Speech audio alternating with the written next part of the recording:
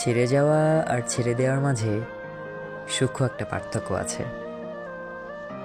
ছেড়ে যাওয়া মানে তোমাকে আমি চাই না, আর ছেড়ে দেওয়া মানে তোমাকে আমি খুব করে চাই, কিন্তু তোমাকে আমি পাই না।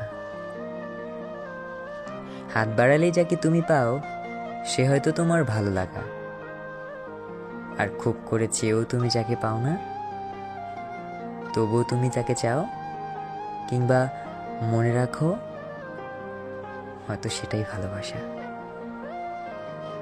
ভালোবাসা মানে সবসময় মানুষটাকে পাওয়া না, কখনো কখনো না পাওয়া, ছাড় দেয়া কিংবা অপেক্ষা করা, এগুলো কিন্তু শুদ্ধতম ভালোবাসা।